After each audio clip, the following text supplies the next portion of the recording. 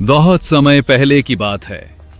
एक छोटे से गांव में एक गरीब आदमी रहता था।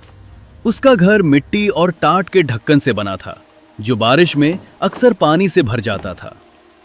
थक हार कर एक दिन वो राजा के पास गया और बोला, महाराज, चरणों में मैं आया हूं। एक छोटी विनती लाया हूं। 5,000 की करूं मैं याचना, वापसी की है सच्ची भावना। 5 वर्ष में चुका दूंगा पूरा धन, आपकी दया से होगा मेरा जीवन धन्य।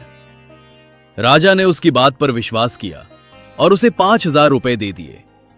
5 वर्ष बीत गए, लेकिन उस व्यक्ति ने पैसा वापस नहीं किया। आखिरकार राजा को स्वयं उसके घर जाना पड़ा, पर हर बार कोई न कोई बहाना बनाकर उसे लौटा दिया जाता। एक दिन राजा फिर उस व्यक्ति के घर पहुंचा। इस बार वहां एक छोटी लड़की बैठी थी। राजा ने पूछा, बेटी, तुम्हारे पिताजी कहां हैं? लड़की बोली, पिताजी स्वर्ग का पानी रोकने गए हैं। राजा चौंका, फिर पूछा, और तुम्हारा भाई? लड़की बोली, वो बिना झगड़े के झगड़ा करने गया है। राजा और उलझ गया, तुम्हारी मां कहां है? लड़की बोली, मां 1 से 2 करने गई है। अब राजा झुंझला गया, और तुम यहां बैठी क्या कर रही हो?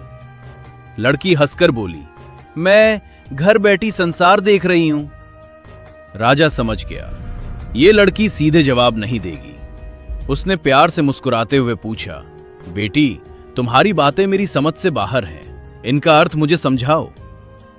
लड़की भी मुस्कुराई, अगर मैं सब बातों का मतलब बता दूं तो आप मुझे क्या देंगे? राजा बोला, जो मांगोगी वही दूंगा।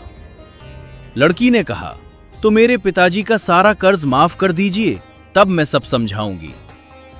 राजा ने तुरंत कहा, ठीक है, मैं कर्ज माफ करता हूं, अब बताओ। लड़की बोली, महाराज, आज नहीं, कल आइए, तब सब बताऊंगी। अगले दिन राजा फिर आया। इस बार पूरा परिवार मौजूद था। लड़की बोली, महाराज, आपको अपना वचन याद है ना?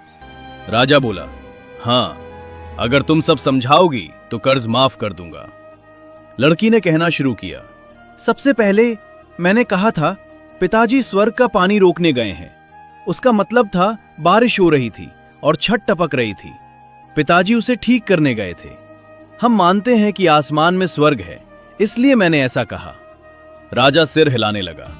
लड़की आगे बोली, दूसरी बात, भैया बिना झगड़े के झगड़ा करने गए हैं, मतलब वो रेंगनी के कांटे काटने गए थे।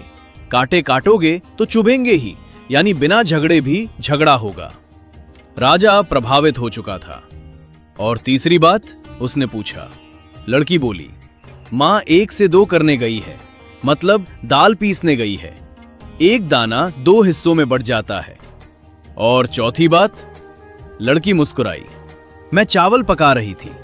एक दाना देखकर ही समझ जाती हूं कि पूरा चावल पका है या नहीं, इसलिए मैंने कहा मैं घर बैठी संसार देख रही हूं। राजा उसकी बुद्धिमानी से चकित रह गया। वह बोला, बेटी, तू तो बहुत होशियार निकली, पर यह बता, कल ही क्यों नहीं बताया? लड़की हंसकर बोली, महाराज, कल मैं भात बना रही थी, अगर रुक जाती तो वो जल जाता और घर में कोई नहीं था। अगर मैं कहती कि आपने कर्ज माफ कर दिया तो कोई विश्वास नहीं करता। आज जब आपने खुद कहा तो सबको यकीन भी हुआ और खुशी भी। राजा बेहद प्रसन्न हुआ।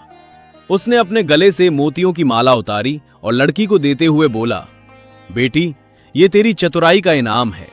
कर्ज तो मैं माफ कर ही चुका हूं, अब तुम्हें बहाने नहीं बनाने पड़ेंगे। निश्चिंत होकर रहो और कभी जरूरत हो तो बेझिझक कहना। इतना कहकर राजा उसे आशीर्वाद देकर चला गया। लड़की के परिवार ने उसे खुशी से गले लगा लिया। इस तरह एक छोटी सी लड़की ने अपनी चतुराई, संयम और व्यवहारिक बुद्धि से न सिर्फ अपने पिता का कर्ज माफ करवाया, बल्कि राजा का दिल भी जीत लिया। सच्ची समझदारी उम्र की मोहताज नहीं होती। कभी कभी सबसे कठिन सवालों के जवाब सरल शब्दों, मासूम बातों में और जमीन से जुड़ी बुद्धि में छिपे होते हैं। और इस तरह एक चतुर बिटिया ने अपने परिवार को राहत दिलाई, ना झूठ से, ना बहानों से, बल्कि अपनी सच्चाई और बुद्धिमानी से। अगर आपको ये कथा पसंद आई हो तो अभी लाइक करो और इस वीडियो को जोरदार तरीके से हाइप करो। साथ ही देव भक्ति की शक्ति चैनल को सब्सक्राइब करना बिल्कुल ना भूलें, क्योंकि यहाँ मिलती है ऐसी ही अद्भुत, रहस्यमयी और आत्मा को छू लेने वाली कहानियां। तो मिलते हैं कल एक और मजेदार कहानी के साथ। तब तक के लिए धन्यवाद।